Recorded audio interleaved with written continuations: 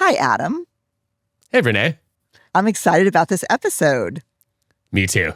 Yeah, we have our first guest for you this episode. Adam will tell you all about our guest in our conversation. Before we get there, I want to let you know we are coming. This is the close to season 1.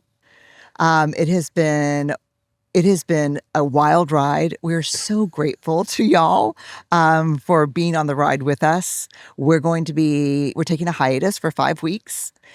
During those 5 weeks, we're bringing you some best of podcasts that we think you'll really enjoy.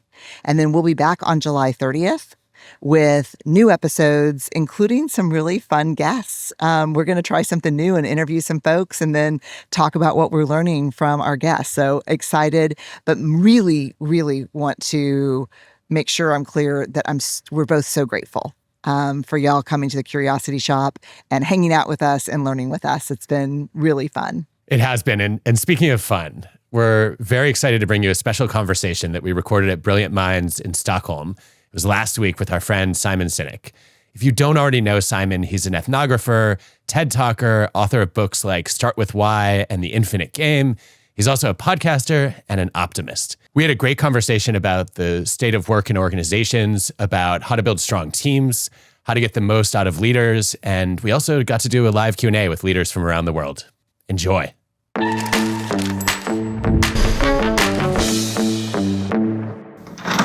Hi, everybody. We are in Stockholm, and we are at the Brilliant Minds Conference, joined by none other than Simon Sinek. Welcome to the Curiosity Shop. Nice to be here. We're excited. Thank you. Me too. You're the first guest ever. Ever. I remember you told me. You said, would you be our first guest? And I was very excited to say yes. I have questions for all of us, and we're going to round robin them. And so here's my thinking. The three of us have spent our careers inside organizations and working with leaders, but we do it in very different ways.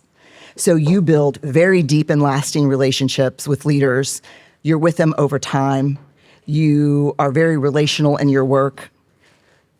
Adam, you bring research, new findings, and you work with leaders, you work with teams. I go into organizations to lead transformation, so I'm there usually for 2 to 5 years, working specifically with the C-suite, and then I work with the level of leaders that report up to the C-suite. So we all have very different interactions, but do very similar work. So I want to start with this question, and we'll go first to you. State of the org globally. How would you describe what you're seeing today? Look, the good news is that there is demand for our work. There shouldn't. I agree. No, but I mean it, like there shouldn't be. That's true. Right? And if none of us would have careers in the 80s or 90s, there would be no demand for what we do in that time period. And No. I think that there's this sort of mass rebellion around the world against capitalism. But it's the form of capitalism that exists now, the sort of Milton Friedman, Jack Welch form of capitalism, of short-termism and using people to balance the books and rewarding shareholders before you take care of your employees or your customers. Like that's the form of capitalism that exists now that we all don't like and rebel against. And the good news is there's a movement afoot where either enlightened leaders or younger leaders want that more human form of capitalism back. And the problem is there's still a lot of pressure for the old form. And so the trend that I'm seeing right now, and the questions that I'm getting the most questions for is transformation, right? Like how do we go from this to that? Yeah. And the most common question I get is, what do you do when your boss is against all of this stuff we talk about? It's the most common question I get. And so the good news is we're seeing the demand for change for the way we do business coming from the middle, and they want to be change agents inside their own organizations rather than just say, I'm out of here and quit and go somewhere else. But transformation is the topic. How to do it in a way that doesn't create excessive pushback, rebellion, how to do it in a way that is considerate, but at the same time responsible to the business model. I mean, they still have to keep the doors open. And so, yeah, that's the thing. But I'm proud of the fact that the three of us are on the front lines of this movement. I love that framing. And I have to say, I think work would have been bleak for us during Welchian times. That would have been non-existent. Yeah, I think, and what I mean by that is during a period of time when performance and humanity were cast as mutually exclusive, I think. So true story. I did some work back in the day, long ago before this form of my career. I did some work for a division of GE Silicones. And I'll leave out all the long stuff, but I came in with some recommendations on how to re-understand loyalty. And it was all about humanity and rewarding people for actual loyalty, not just how much they spend, blah, blah, blah, blah, blah. And the guy who ran the division, he was great. He said, Simon, this is great work. And I think you've made some excellent recommendations. And I agree with what you're suggesting. And I just want you to know that we will implement none of it. And he says, because you have to understand, if I implement your stuff, I don't get a bonus. So great work, not doing it. And they were very honest and very open straightforward. about it. Yeah. Very honest and open about it. Yeah. But so that even if there was appreciation for the work, the incentive structure, they're just not going to implement it. Yeah, Charlie Munger. Show me the incentive and I'll show you the outcome. Yeah. Adam, state of the org. Oh, I think there are two things that jump out at me. The first one is a lot of leaders pushing their employees to adopt AI, while at the same time planning to do major job cuts in the next 2 to 5 years and not telling anybody. I think that's a travesty. And I think it's a mistake too. I think there's no substitute for human ingenuity and human judgment. And I think a lot of these leaders, to Simon's point, are being very short-sighted in just assuming they can get rid of a bunch of people just because we have LLMs now. That's probably the first one. The second one I'm seeing is related to that, accusations of hypocrisy. Constantly. I hear it from my students. I hear it from junior people in the organizations I go and visit. They say, we were told that we had a voice. And then we brought concerns, we brought ideas, and nobody listened or did a thing. So what was all of that lip service to inclusion? What does it mean? You obviously didn't care. Thoughts? So the AI thing is funny. You got all these organizations laying off significant numbers of people claiming that AI can do the job of these people, which is complete nonsense. It's because they overhired. And if they come out to the marketplace and say, yeah, we overhired, so now we need to correct because we're carrying too much, expense on the books, then their stock price would go down because they were idiots.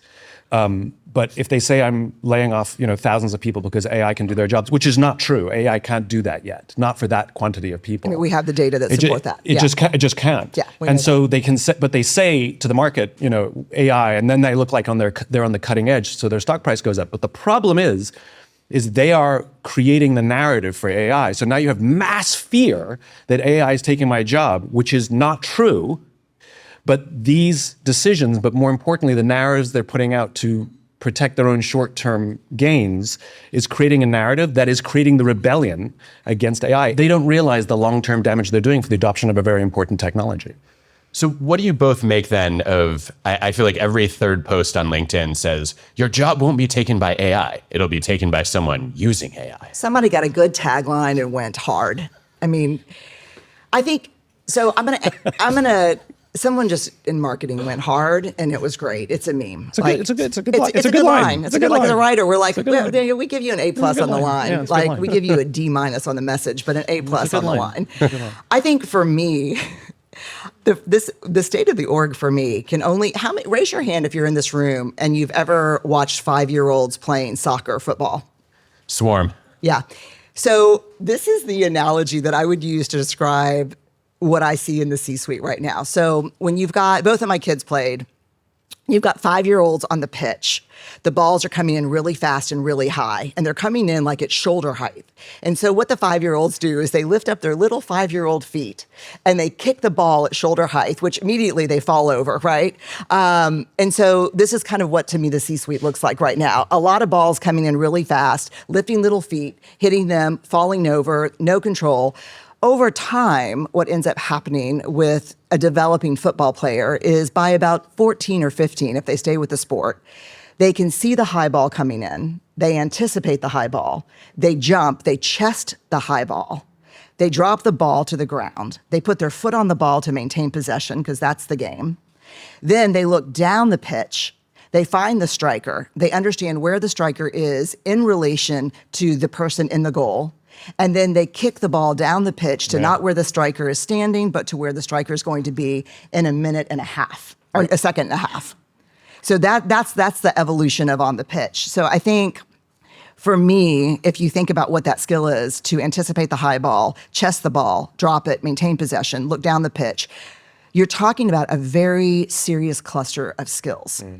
You're talking about situational awareness, temporal awareness, anticipatory awareness, trust on team, training. And that's what we're missing for what we're facing. Leadership. And what we're missing, even more than the gaffer or the coach, I follow a lot of football. I'm a big Liverpool fan. We can talk about that later. But what they're really missing are the player leaders.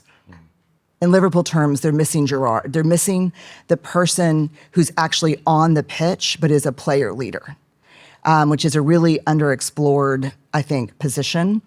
So to me, for the first time in my 3 decades of doing this work, the biggest relief that I hear when I'm surrounded by the top senior leaders is when I say, don't worry, no one knows what the fuck is happening.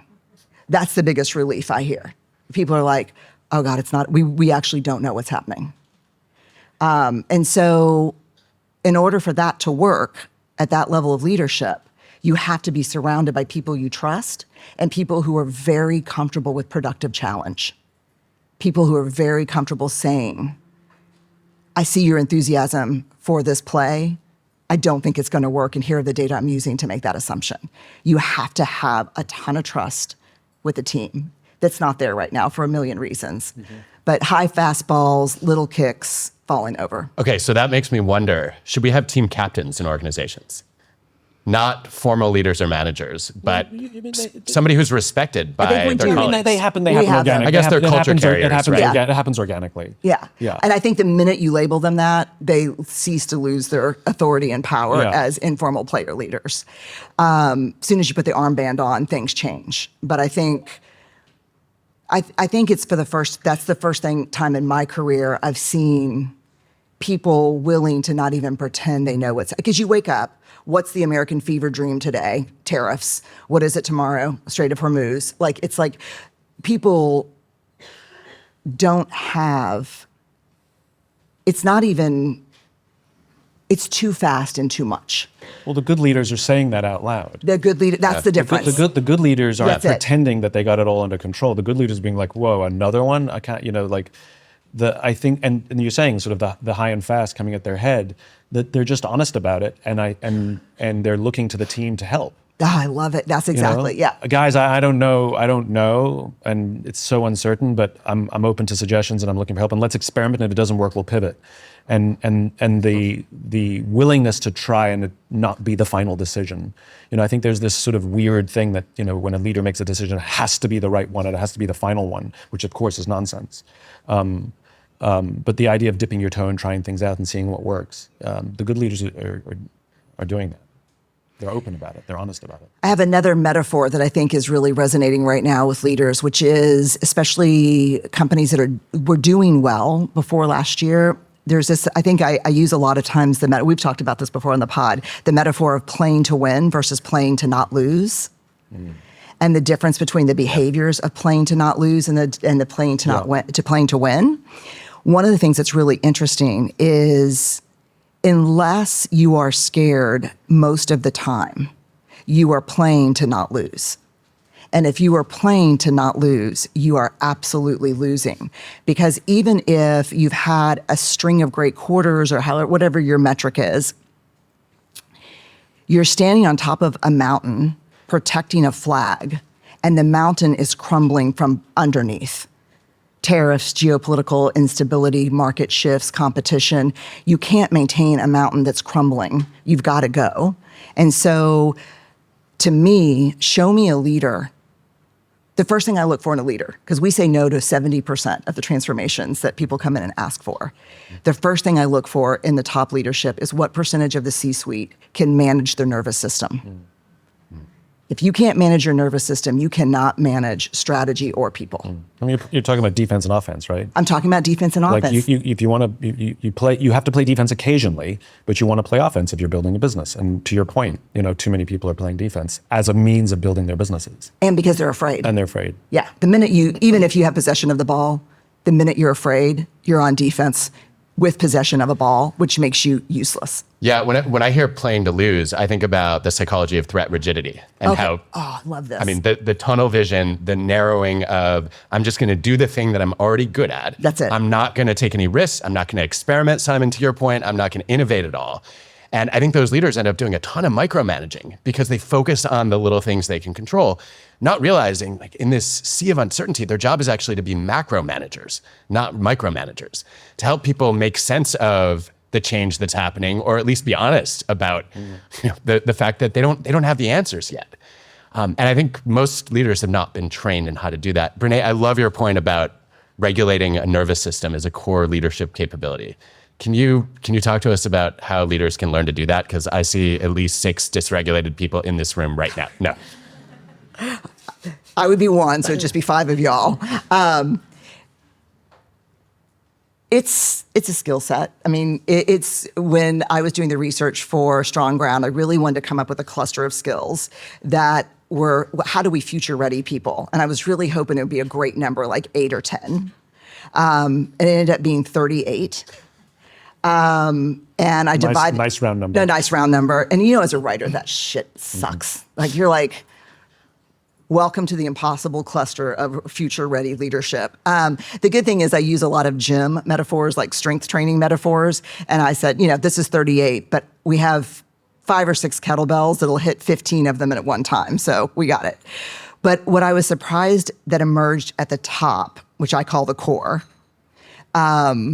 was 5 that I, again, did not want to be true because they're the ones that we would have never been working in the 80s.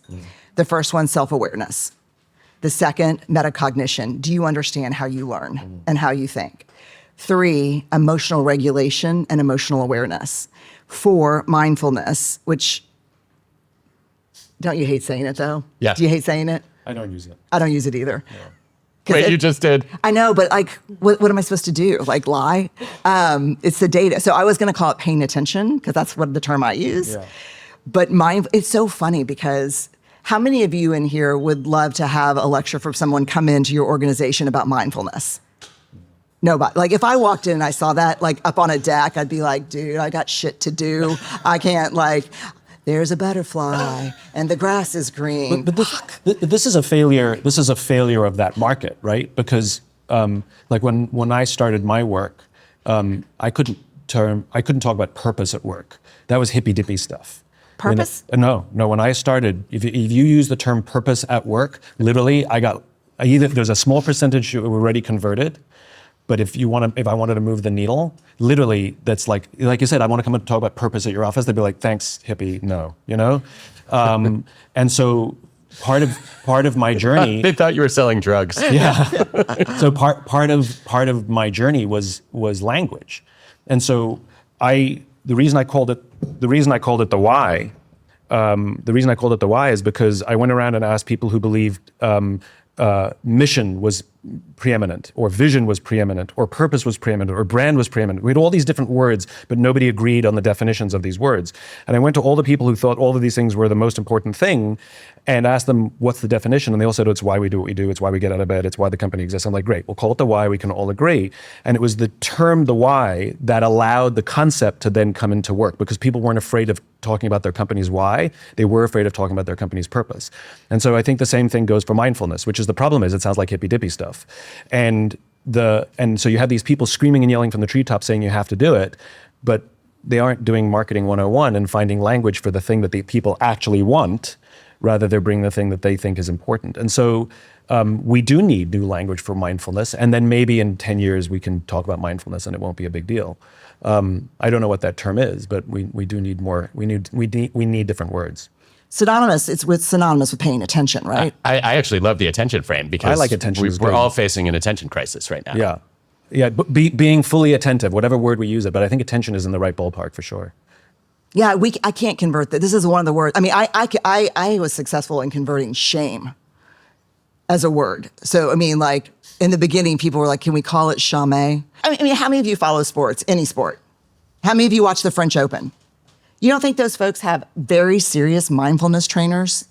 Oh, I saw a thing about tennis. I can't remember the exact numbers, but something like of the 100 top players, it's always the top 15 or 20 that are always the top 15 or 20. It's not like other sports where it like bounces around a lot. It's always It's hard, it's narrow. It's a very narrow band of always the top. And so the question was asked, how is it the narrow band is always the narrow band when all the players have access to the same training, nutrition, coaches? It's an equal game for all of them.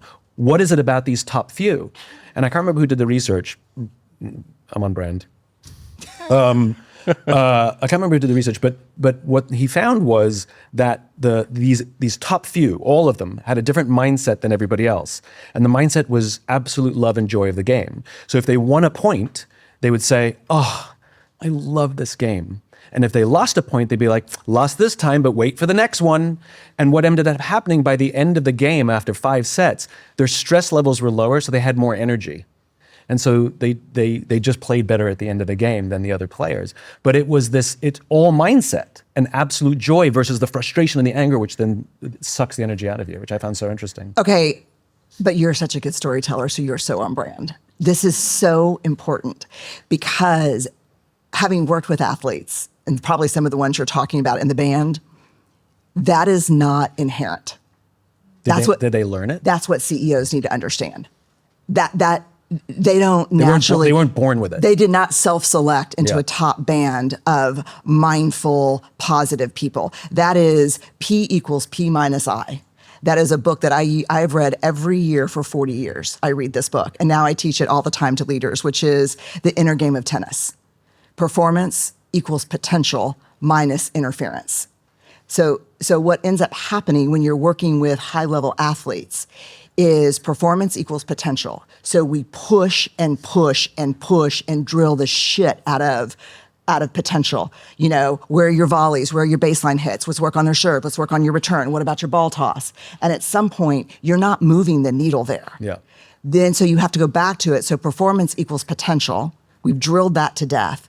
Minus interference. What is your interference? And so what you're talking about is trained, and you can track any of the top 20 tennis players in the world. And if you track them from the juniors, you will see the 12 to 18 months where they learn that. Yeah. You will see the difference. If you watch film, you will see the difference in their game. This reminds me, we were with Novak Djokovic last year, and I think Great example. I think he's an amazing example of this, but his emotional arc is different. He explained that he felt like when he entered tennis, the niche of the fan favorite was already filled. Federer and Nadal were they'd covered it, right? They had all the love. And he needed to do something to activate his energy. And so he decided he was going to make himself the bad guy and get the crowd to hate him. And the booing was going to fire him up around the energy to prove them wrong. And say, okay, you all think I can't do this? I'm going to show you. And he said it actually took the pressure off because he felt like nobody expects anything of me anyway. Nobody believes I can do it. So I have nothing to lose, and now I can play to win. And I think that can be just as powerful as I love the game. I think it can too, but if you hear Djokovic talk about the mindfulness training he's done and his ability to, I think all of us do special force. We've all worked pretty closely with special forces military. The whole thing that when there's a mistake, it's one of the most common ones I hear from them is data received. Well, I think you're touching upon the big mistake that happens in business consistently, which is we often talk about team performance, and people will interpret our work about high-performing teams and apply it to individuals.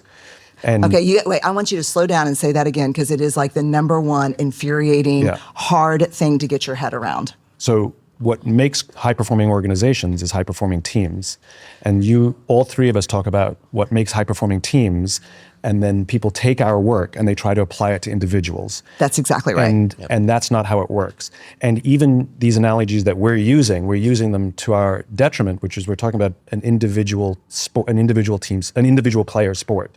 And that's not what business is. Now, the analogy is that hey, CEO, you looking at this high-performing athlete, they learned this, you can learn it too. That's sort of where the metaphor ends. I look at for example, I look at Mercedes, F1 Grand Prix.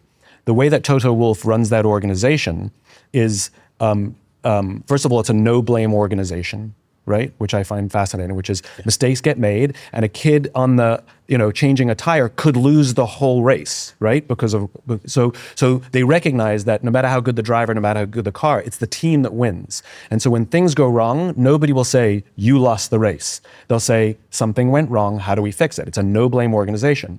And he cares more about consistency rather than best performance. Yeah. So when the pit crew, they're not trying to go fastest, get it faster. He wants consistently 2.2 seconds.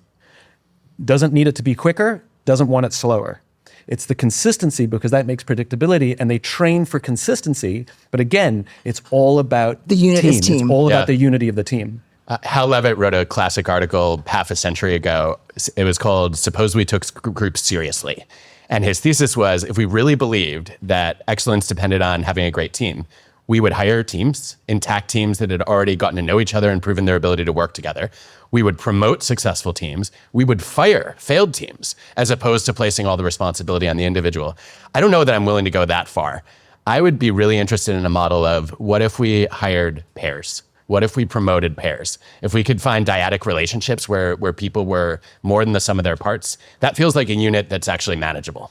I mean, also the incentive structures. Most of the incentive structures in organizations are individual performance. Hit your numbers, you get the bonus, irrespective of how everybody else does. We changed it in our organization, where the bonus structure is based on the company. Yeah. And if the company hits its numbers, everybody gets a bonus. And if the company misses its numbers, nobody gets the bonus. That's how we do it and too. So, and if one group is struggling, like when we look, we sort of review, we don't hold, so same thing, which is, it's not like, whew, sucks to be them. It's not like one of those. We'll turn to everybody else who's doing well and be like, what are you doing to help them?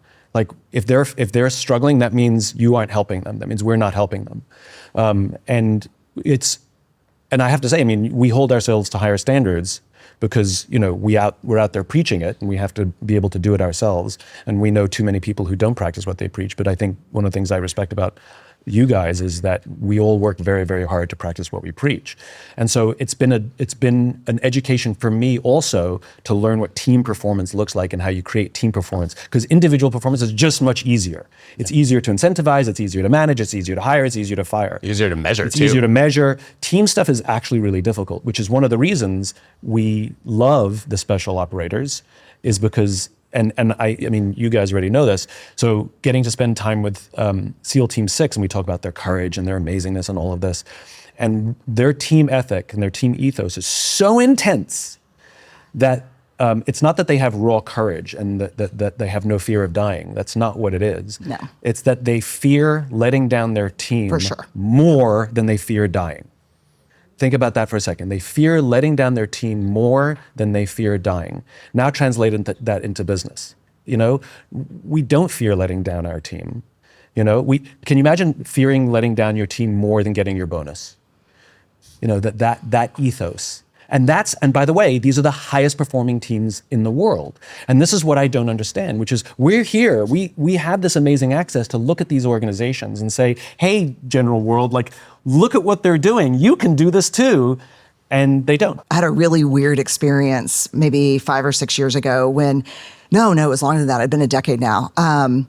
Some new data had emerged from our research on courageous leadership, which was, and this will be interesting, and it's somewhat controversial, I think, but it was very clear in the data, that care for and connection with the people you lead is a non-negotiable prerequisite for leadership.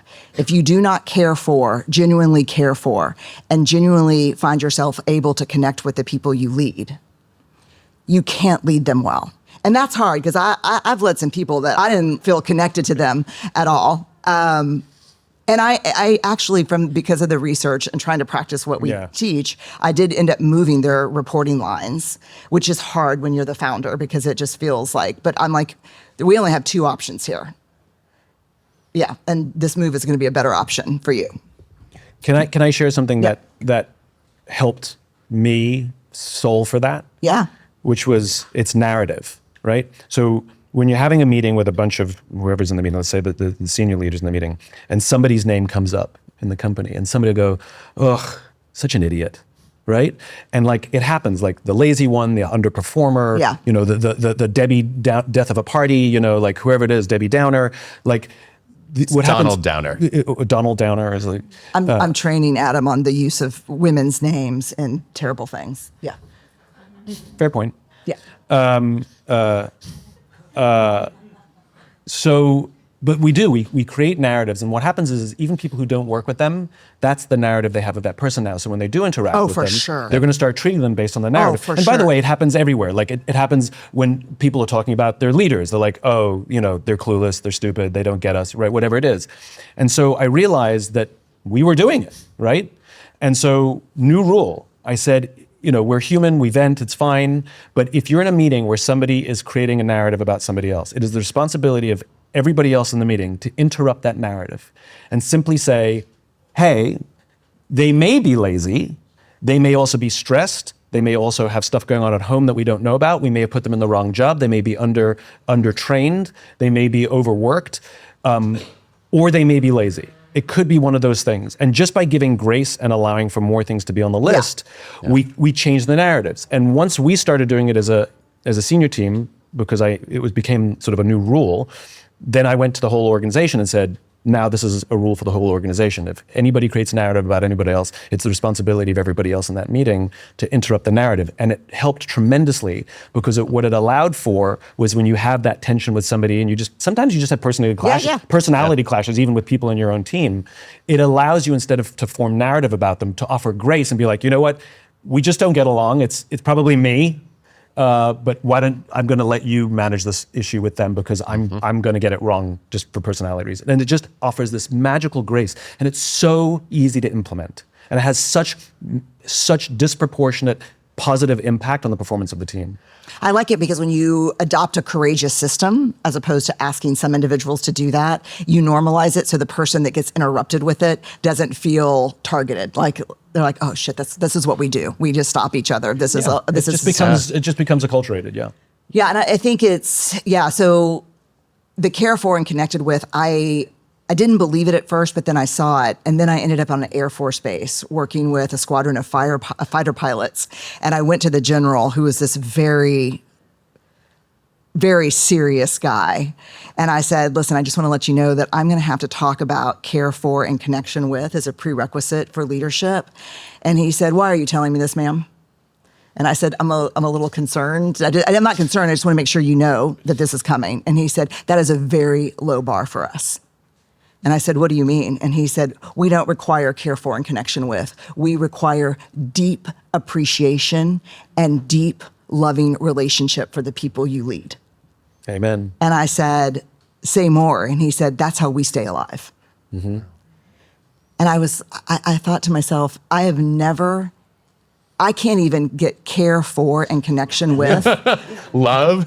I can't even get that by. Oh, yeah. Or through the corporate sector. This is what the corporate world doesn't understand. You know, like I was hanging out with Marines and talking to a general who's responsible for all Marine Corps training, officer and enlisted, and he's a warrior. He's infantry. He's been deployed multiple times over the course of his career. You know, he's a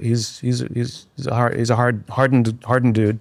And I said, "What is the secret to the Marine Corps? Why are you guys so good at what you do?" And he said, "Love of country, love of Corps, love of your fellow Marine."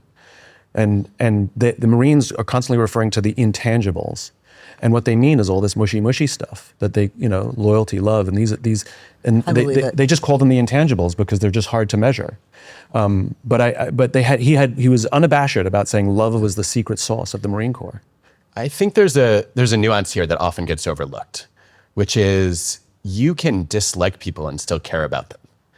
I think that's true. 100%. It's one of the most important lessons I've learned as a teacher. I will never forget one day our daughter Elena, I think she was 8 or 9, she came and she said, I wonder if I'm my teacher's favorite. And I said, Elena, teachers do not have favorites. Your job is to like every student, just like you wouldn't have a favorite parent. And she looked at me and she said, or would I?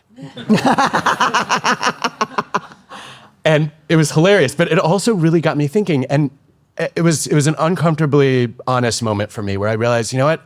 There are students I like more than others. Of course. Like the student who comes prepared to class, who raises their hand enthusiastically, who challenges constructively as opposed to, just complaining about every idea that they don't like. Those students obviously are easier to like, but my job is to care about every one of them and try to help them grow and succeed. And like the effort that it takes to figure out, okay, what is it about that student that is worthy of support? What can I do to help that student become better? Inevitably leads to something that makes them less dislikable. I think this is I love this because what you're talking about is the dichotomy of two different things. It's kind of like joy and happiness, or fulfillment and happiness, where happiness is fleeting. Right. You have a nice meal, you see a good movie, happy, and it comes and goes. But joy and fulfillment can be more of a constant even on bad days. It's like you love your kids every day, you don't like your kids every day. And so I think people think of these things as interchangeable where they're not, and to your point, like you can like people more, that's okay. You definitely like some people more than others, but you can care for everybody That's true. at the same time. Like they can coexist, these two lines. And I think it's really important to make those distinctions because people think they have to choose one over the other. I think romantic relationships are the best example of this. How many of you like your partner every day? Those of you who have a partner. Okay, Pierre, your partner's in the room. Where's Eves? Very, very few people would honestly raise their hand on that. Yeah, of course. I've been with Steve for 40 years. Like, no. I mean, we don't. We love each other deeply every day. But do we like each other? No, we frustrate each other immensely sometimes. I mean, I don't frustrate him, but like. I have a friend, Jared, who said you just have to win the week. Like just be liked 4 out of 7 days, and that's a successful relationship. So here's a question for you. I'm changing. You just sort of spurred a thought. Do you want to win, or do you fear losing? Like, do you like to win, or do you fear losing? In what domain? Just as a motivator, as a personality. Like, yes. Like, it's. I think it's different. Some people like hate losing, and some people love winning. Do you know which one you are? Oh, you know what? I am driven almost solely by mastery on the court. Like, and so for me, I'd rather lose a game where I learned than win a game that was easy. That different conversation. Maybe it's so foreign to me, this idea that you're. No, but like, do you get more excited by the win and you're like, okay, well, I lost, or do you like hate losing, but when you win, you're like, I won. A different. Oh no, I like to win. So you love the win. I love the win. Okay. I mean, I'm going to tell you this. I was playing pickleball just a couple months ago, and it was open play. So you just stack your paddles and you go on with a random doubles partner. And I'm playing and we're down like 6-0. And this kid is like 30. And I look at him, I'm like, son, you need to lock in. And he was like, I'm sorry. I said, I need you to lock in, focus. And he said, ma'am, it's a game. It's fun. And I was like, no, winning is fun. And he's like, okay. And I said, another thing, if you're going to come across and get my ball, that's great. I love that move. Make sure you make it. Otherwise, I got the ball on this side. And he was like, got it. Lock in, stay on my side unless I can make it. And he's like, okay. So they never scored again. And we ended up winning 11-6. And then we went back. And I was like, let's stack our paddles together. And he's like, I don't think so. Yeah. So I was like, Wait, what? I'm learning now. We already concluded we can't play against each other. We can't play on the same team either. It depends on your game. So do you like to win or do you hate to lose? I think I hate to lose more. Yeah. You? I think I hate to lose more. Really? Yeah. Oh, I don't mind losing. If it's a good fight, I just want a good fight. Trying to think. Because I'm more competitive against myself than I am against other people. Yeah. And so if I do well, I'm like, all right, on to the next. Like, there we go. Like, okay. Oh no, I got sellies for everything. Yeah, I know. I'm like, let's go. You want to pet that dog? I'm like, I've got a sellie Yeah, I don't have for every move. I don't have any of that. I get the rush, of course. I get the dopamine rush of a win, of course, but it doesn't last very long, and then I go home. Let's go. Yeah, No. Don't care about trophies or medals or anything about that. No, I don't care about those. Yeah. I just care about the shit talk. The shit talk, yeah. Yeah, that's my love the language. reward. My love language is sports trash talk. Yeah. You're gonna sit next to me at UT football, baby. And the reason I hate to lose is because if it's on me, right, I'm like, I could have done better. But if I lose to somebody who genuinely played a great game and bested me, then there's lessons and I'm good with it. But because I'm pushing myself, I hate to lose. You're the same, you hate to lose? I think yeah. What are y'all? Raise your hand if you're a love to win, driven by the love of winning. And then raise your hand if you're a hate to lose person. It's about 50-50. Wait, just do that again. I just need to do a quick analysis. Raise your hand if you're a love to win. Hold them up. Okay, never mind. Okay. You're my people, first of all, but secondly, there's not a gender divide. No, there's no and gender. but I do want to get a click real quick one more time about if I'm looking for like a paddle or pickleball partner, who I'm picking the winners. I don't know. I will say there are two personality traits that predict where people stand on this. Introversion, extroversion is one, and then emotional reactivity, stability is the other. Oh, shit. So, no, I think... Because we're both introverts. Are you an introvert too? Oh, yeah. Okay. I test off the charts on introversion. Like, this is fun, but don't come up and talk to me afterwards if I don't know you, because I'll get really anxious. And I'm happy to talk to you afterward, but definitely not before, because I don't know what we're going to talk about. And I'm happy to talk to you, but not as a group, just one-on-one. We have a lot of rules around social interaction here. No, I just hate groups. Like I went to a party last night. You should probably study them. I went to a party last night and I very quickly left when I realized there were a lot of people there. I mean, I've never been to an after party in my life. You and I had that interaction last year. You just walked out. There was a party and then there was an after party, and Adam was getting ready to go to the after party, and I went up to him and said, "Hey, I'm going back to the hotel. Good night. Good to see you." And he's like, "You're not going to the after party?" I'm like, "No, never going to the after parties." And he says, "How do you just leave?" I went, "You just leave." Yeah. And you went. I felt like I was going to let my team down otherwise. Yeah, no. I told people I was going. They probably don't care if I should have. No. No, it's really funny because when I go do events, you know how they'll say the list of things that they'd like for you to do? Yeah. And we have a standing policy, Brené doesn't do dinners. And then some people will push back and say, well, does she eat? We had a new person we hired right out of college who returned an email. It was like a Fortune 20 company, and it was directly in the CEO's office. And she just put, yes, but not with y'all. I was like, so that's not how we answer that. But I do think it's like a social, like this is fun for me, and we could talk about a lot of. But you and I are cheating because we're like there's a like it's the three of us chatting, which we like.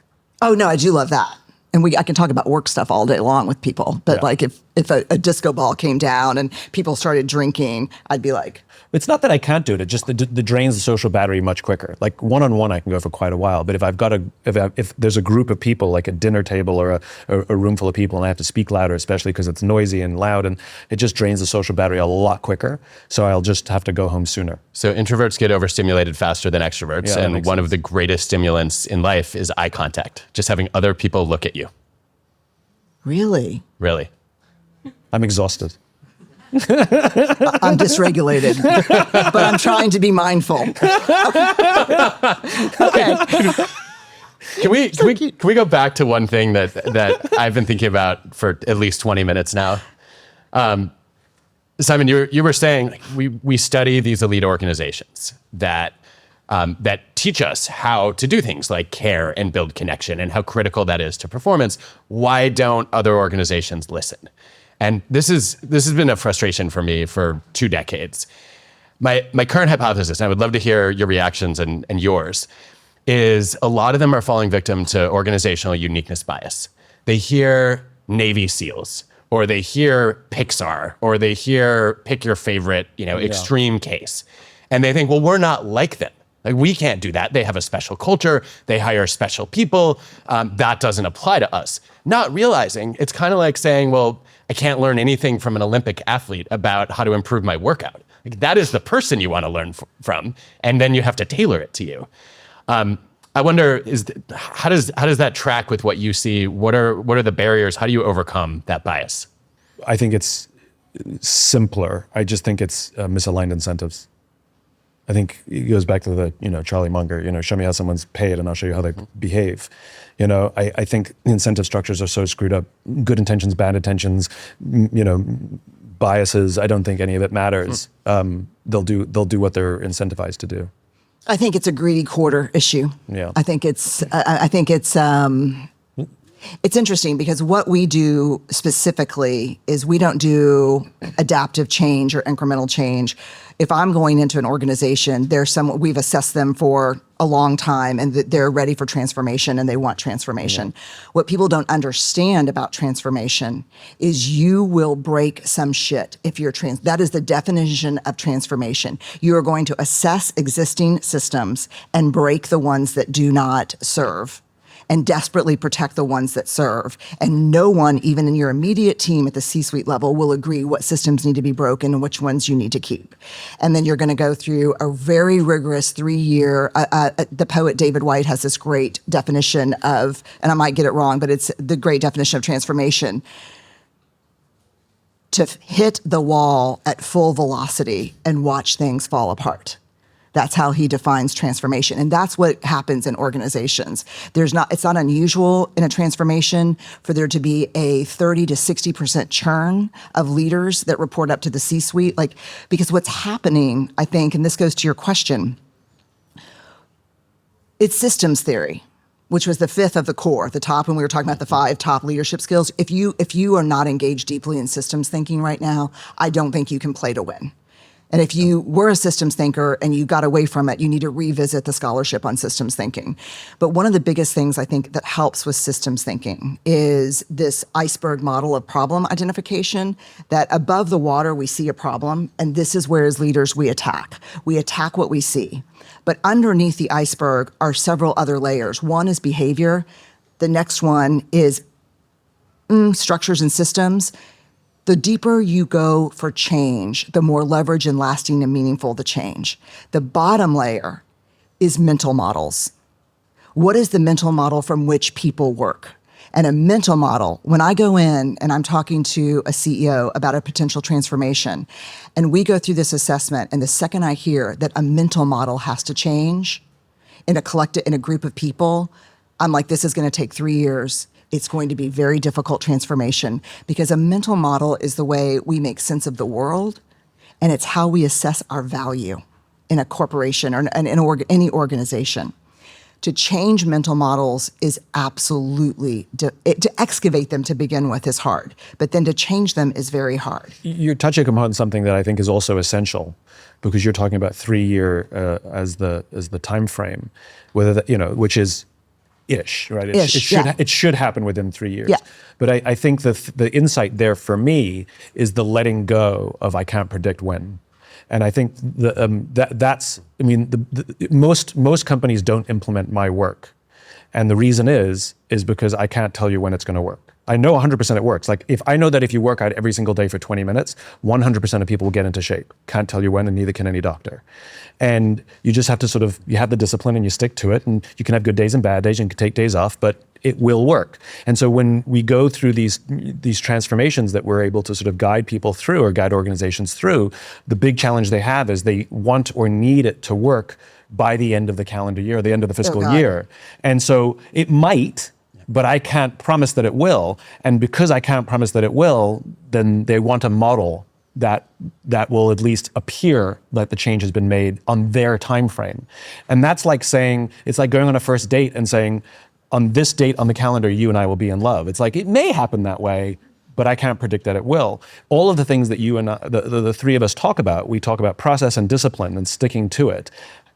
Good days and bad days are allowed. Like, you can have chocolate cake even when you're on a diet, just don't do it every day. And the minute you can let go of when it has to happen, and just stick to the process, invariably it almost always happens. And I'll tell you that, this is, you cannot predict it. And but most people can't let go of that. They can't let go of it. That's a failed mental model. It's a failed mental model. model. I need to know within 90 days days or 6 months that this is going to work. This has to work in 12 months, otherwise I've wasted my money. It was like, well, it might, but I don't know. Here's what's shocking to us. When we do a Dare to Lead transformation, we only measure for 18 months on performance metrics, no cultural metrics. Yeah. We're everything from organic growth, stock price, and we start to see them within 6 to 9 months on those metrics. Cultural metrics are like the falling in love. Yeah. That takes a lot longer, but we measure performance metrics right off the bat. And those we can see change because we're teaching people how to have hard conversations. We're teaching people how to. You're starting to see the evidence towards. Very quickly. Those performance metrics are evidence towards the cultural change, Right, but that's it. they're not the But they're change not the cultural themselves. change. And the problem is because you can measure those in the short term, too many organizations will only measure those in the short term, declare a success, end the process, and the whole thing collapses. Yep. That's. I'm telling you, This is infinite thinking. And that's what it's this infinite is. thinking. Yeah. All right, let's take some questions. We will cold call if we have to. I will not, but I will. yeah, he will. Yes. I have a question regarding shame and talking about it and getting people to think about it, stuff which I find very, very helpful when it comes to leading organizations. My question is, how do I talk about it with kids? Oh, Okay. Brené, how do we talk about shame with kids? So the question is, I find the work interesting about shame and how it applies to leadership and talking about it in organizations. How do we talk about it with kids? Did I play that back correctly? Yeah. Okay. So one of the things that's really important just right now, I will say about shame in organizations, you have to remember, I don't have to do anything, but I would suggest it's really important to hold in mind right now that the number one shame trigger professionally for us is the fear of irrelevance. So imagine the levels of shame in organizations right now.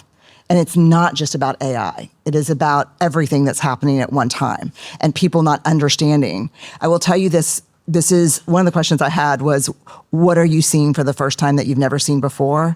And my answer is, for the first time in over 25 years of doing this work, I am seeing the C-suite more frustrated with the leaders that report directly to them than any other level of leaders in the organization. Not the frozen middle, not the folks that report up to the senior leaders underneath, but those senior leaders. And why? Because they are really the mental model of the senior leadership right now is the most painful to excavate because they put their value on being knowers, not on being learners. And their learning agility is lower right now than any other level in an organization. That's good. 100%. And so it's a really scary time for very senior people. With kids, I think the most important thing is to not mystify it.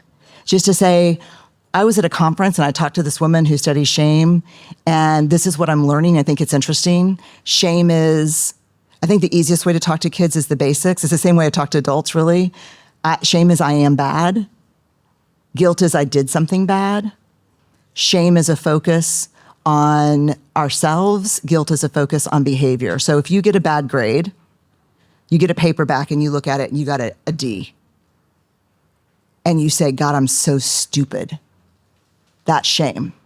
If you get the paper back and you get a D and you're like, wow, going out last night and not studying for this test was really stupid, that's a focus on behavior, and that's guilt.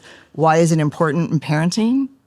Because in the first longitudinal nested cohort studies of kids, we see that shame-bound kids are more likely to have significant struggles with alcohol, drugs, sexual irresponsibility, aggression, depression, suicidal attempts, across the board.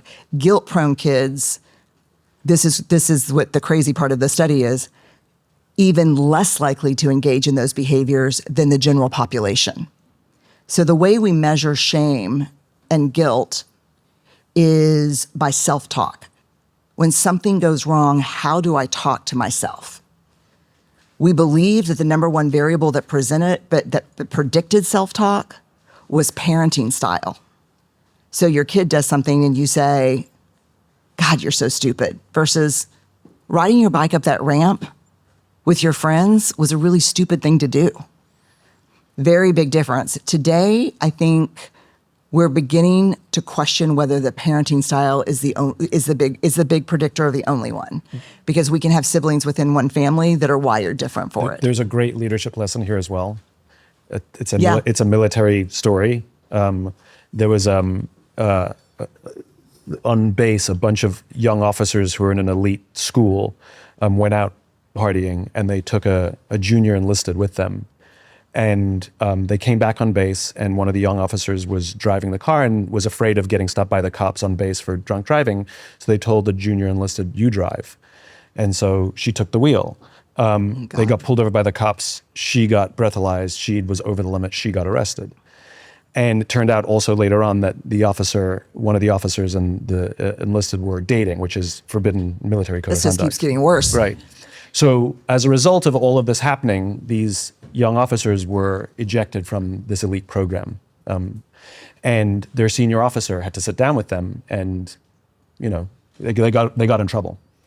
And you think about sort of how people get in trouble from their parents, or people get in trouble from their bosses at work. We say things like, "How can you be so stupid? You have destroyed your career. What were you thinking?" Right? We say things like that. We do. And what I found was so amazing when I heard this story was these wonderful human beings are driven by service, giving of themselves to others, and the pride of sacrifice for others. And that same mentality works the other way. And the way they got in trouble, the senior officer sat down with them and said, "Do you have any idea how many people you've let down? You've let down your parents for believing in you. You've let down your team members for believing in you. You've let down me. Like, do you realize how many people you've let down because of your actions?" And this idea of like, you take risks to support the team, but you manage your behavior because you'll let down the team, as opposed to how can you be so stupid? And the idea of connecting it to the greater good, I thought was way more powerful, so intense to hear that. And to your point, which is the idea of guilt is more likely to regulate the behavior rather than calling you stupid or calling you this or calling you that. I found it so fascinating. So what's interesting there is how that message hits. So if that message hits, I've engaged in a series of behaviors that let down people that are important to me. That's probably an indicator of behavior change. Yeah. If that message, which is as likely, hits as I am a disappointment to the people I care about most, that is a super detrimental, trauma-based response. Yeah. So it really depends on, that's why the parenting piece is really important, because by the time you're this person, and you're probably in your early 20s, They're probably in their early 30s. early 30s, Yeah. you're going to have a filing system internally for whether you're going to accept that as I made some decisions that disappointed a lot of people, or I am a disappointment. Yeah. Yep.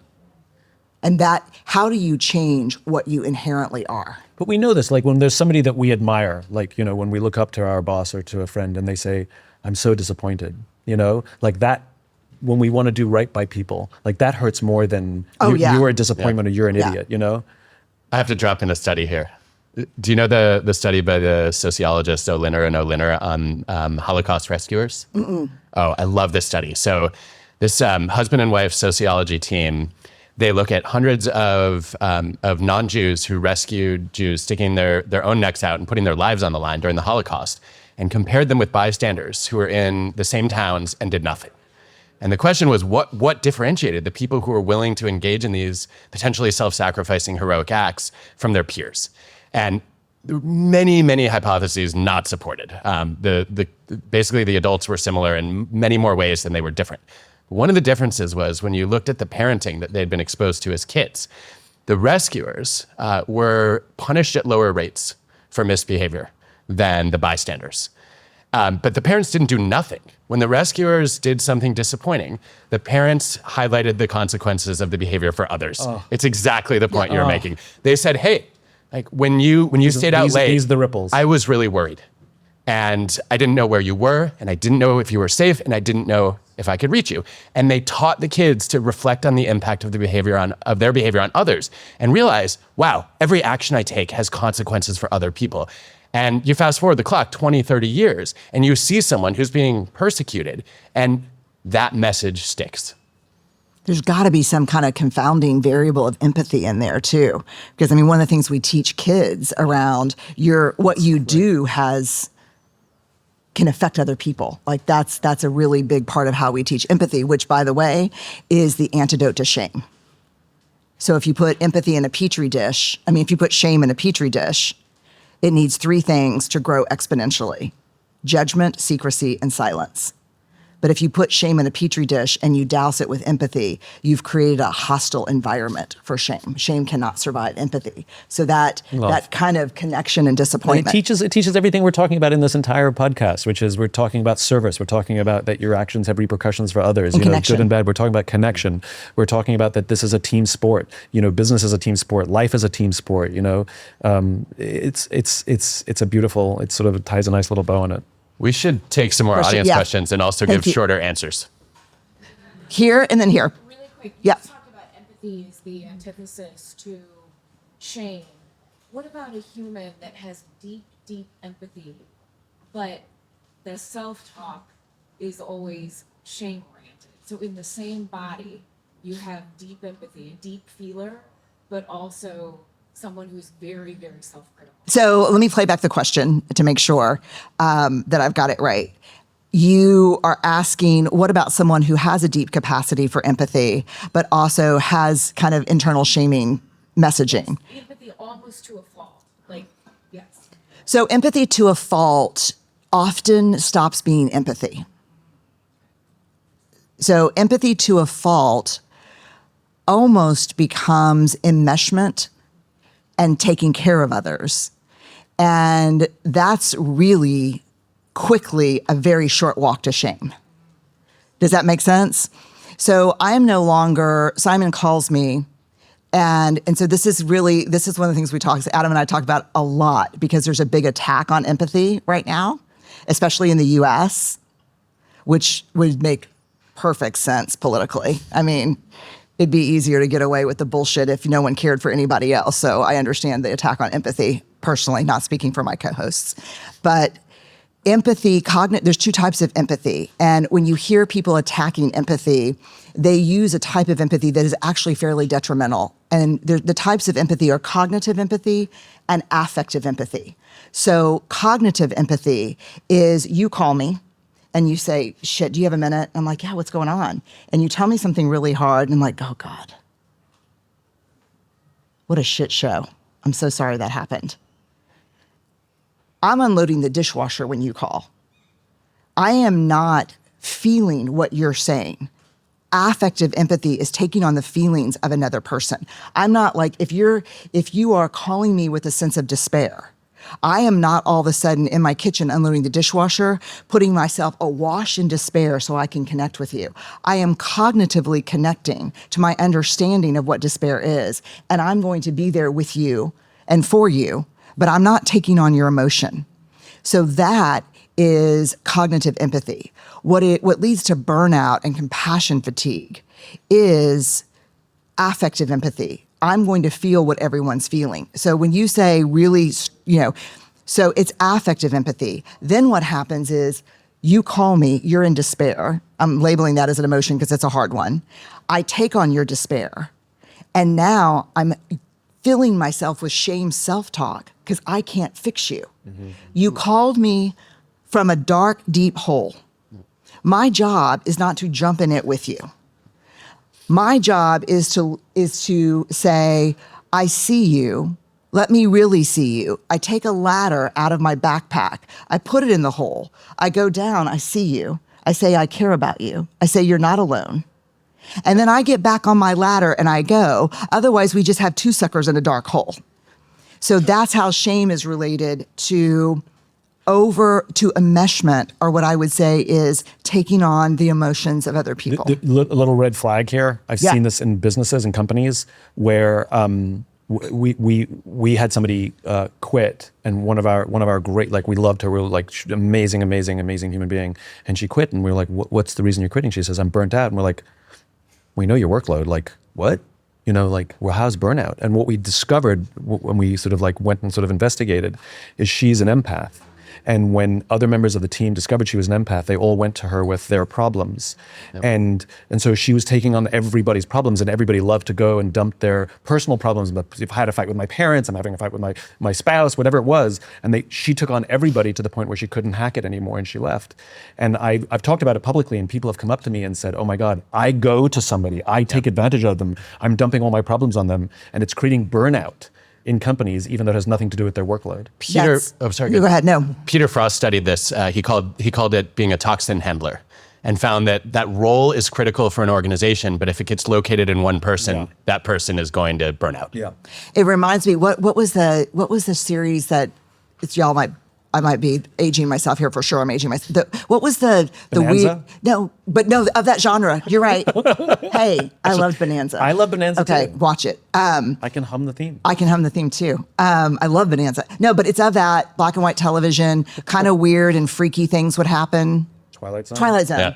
There's an episode of the Twilight Zone where there's a character called the Sin Eater. And he just goes from village to village, eating the sad stories of the village. And I always think about that when I think about the wrong use of empathy. Okay, next question. Can we just send a ladder down to the person so they can climb out? Ever? Because that's what I always want to do. No. I mean, you have to ask them. Like, this is the thing that I've learned about like doing the right thing for somebody in the time that they need it. And like the thing that I found remarkable is A, people know what they need, and B, you can adjust in the middle. So I remember I was 100%. in a bad place. I called a friend. I'm like, hey, do you have a minute? Can I just talk it through with you? And she started fixing. And I said, I don't need you to fix it right now. I just need you to like shut up and listen. I just need to. And she and the adjustment was made. I was good. Or if she couldn't, then I had to get off the phone. But and I've now learned that. So when somebody comes to me and says blah blah blah blah, I need to talk. I go, do you want me to fix or do you want me to hold space? And they go, I need you to hold space. And so I find that we don't have to guess. Like people know what they want in the time, and Huge. And you can just ask. Huge. But I only see this in organizations or on teams where there's high levels of trust. Yeah. Like I have sisters, so it'll be my sister will call and be like, "Hey, do you have a second?" And I'm like, "Yeah." And she goes, "I'm really upset." And I was like, "Listen, fix, or bury a body." She goes, "Man, grab a shovel." I'm like, "On my way. I don't even need to know who you killed or where we're going. I got the shovel and a big trunk." You know, like, but that requires, or sometimes my sisters will call and say, do you have a minute? I'm like, yeah, this is going to be hard. And I said, okay, I'm going to tell you what's going on and I'm going to hang up and don't you fucking call me back. And I'm like, well, what do you want me to do? Just listen to it and I'll call you back when I want to talk to you. But I just need to say it out loud. I'm like, go. Then I'm like,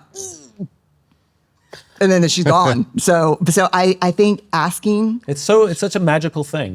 And people know what they need. And it's a trust earner. And they can change. They can change. Yeah. Like, okay, I've now said it. Now can you give me some fixings? You did this the other day. I called did? you. Yeah, I called you and I was like, I'm so upset. And you're like, what would be helpful right now? And I said, Call me back when you're ready for a ladder.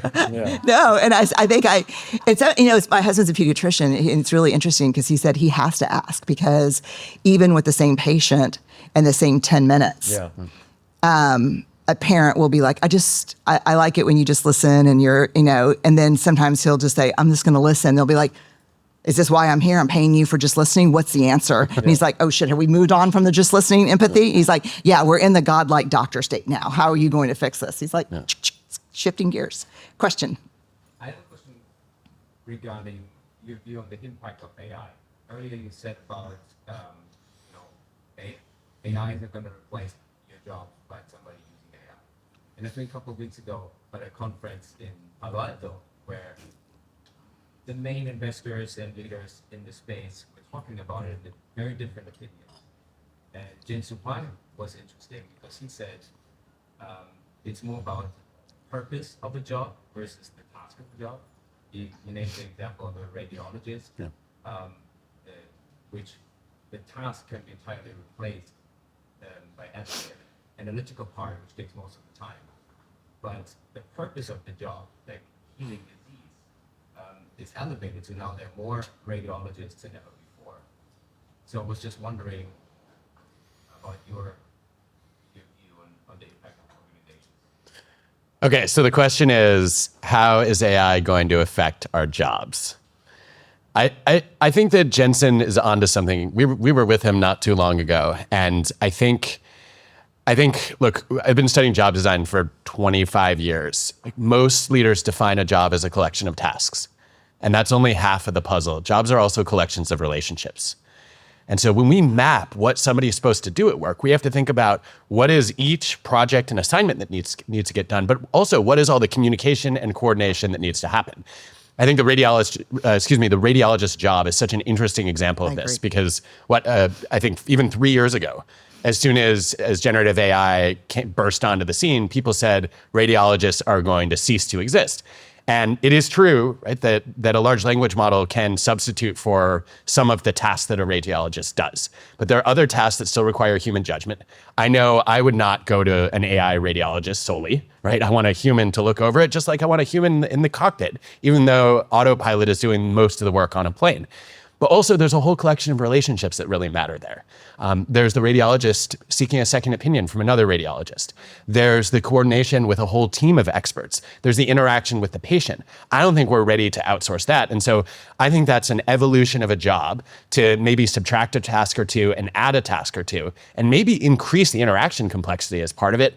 And I think that's probably where jobs are going, but I don't have a crystal ball, and anyone who says they do is lying to you or themselves. Or they have a vested interest. Yeah, I mean, you were in the mothership. I agree 100% with everything you said. I think that I'm a tech optimist and an early AI user. So I interact with AI. I mean, I wake up in the morning, the first thing I do is I get a 4-page brief from an agent that knows me better than I know myself. Sometimes it was weird that I get a 4-page brief from an AI every morning that gives me the geopolitical impact on all the organizations I'm working with, any news that I need to understand, stock analysis of investor calls, things that I need to know for my job. And I've used it for a while. I also have an agent, like a personal agent, that I'll say, is it true I saw on Instagram that I can stop using retinol if I eat more carrots? And then it'll come back and say, sometimes it's hard for me to believe you're a social scientist. You are the biggest sucker. Stay off social media and keep using the stack we put together a year ago. Like, that's what it'll say to me. Or I'll say, there's a new paddle out. I need to buy it. And they'll say, you need to work on your game. You don't like drilling. Like, this is, so I'm a fan and I use it for things. What it will never replace, at least not, I don't think it'll ever replace this, is discernment, is deep discernment. And so the radiologist is really interesting because let's say you have a film that is alarming. And it can give you percentages and predictions about that film. But what I need is that radiologist talking to my primary care doctor, who's also talking to my cardiologist, who's also talking to this person in a consult about the real, not just statistics of what we can do and what different protocol outcomes are, but here's what's important to Brené. She talks in terms of health span more than lifespan. She's on a court 6 days a week. This is what makes sense for her. That I don't think will ever be able to replace. The thing that I think is most alarming to me is that people say, and this goes back to our very beginning, people say over and over, we don't need to worry because what will save us from AI taking over our world and our jobs is what makes us human. But we are shit at what makes us human. Mm-hmm. The Welchian era brought in a deep-seated belief, you and I have talked about this before, that actually what makes us human is a detriment to performance. Mm-hmm. And that has turned out to be wholly false across all of the research studies. Which is why there are more radiologists today than there were pre-AI. Right. Technologists, God bless them, always leave the people out.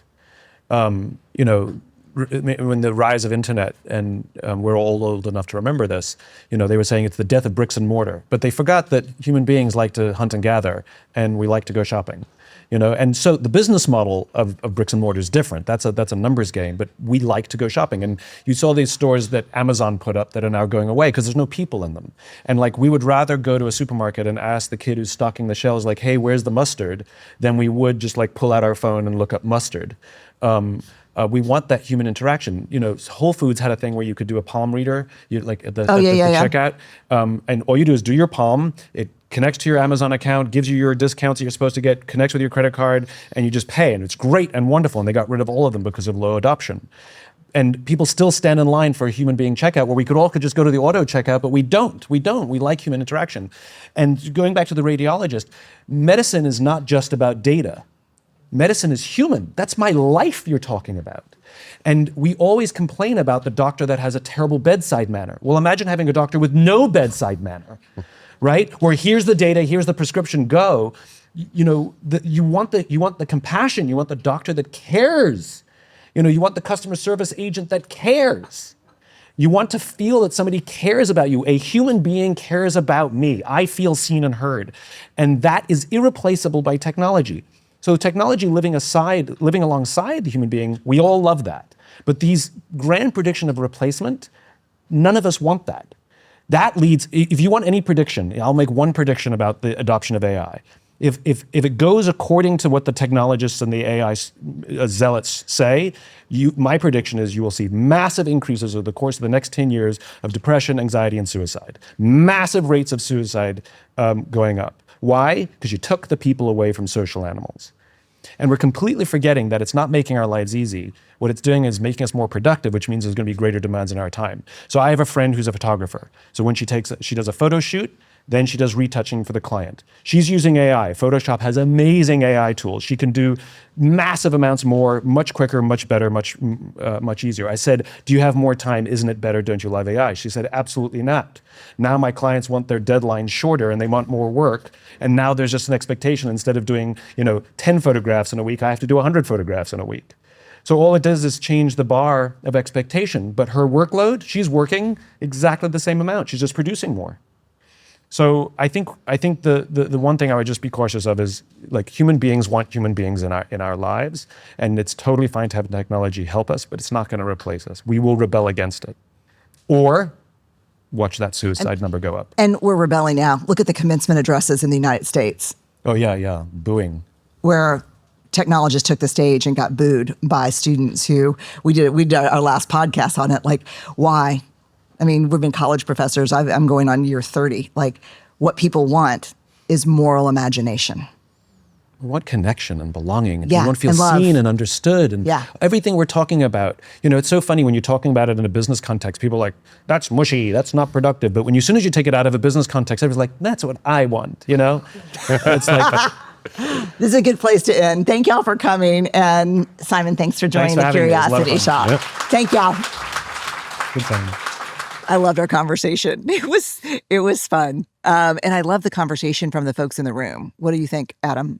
Yeah, I'm still thinking about a few of the questions. We might have to do a follow-up. Oh, we should. That would be great.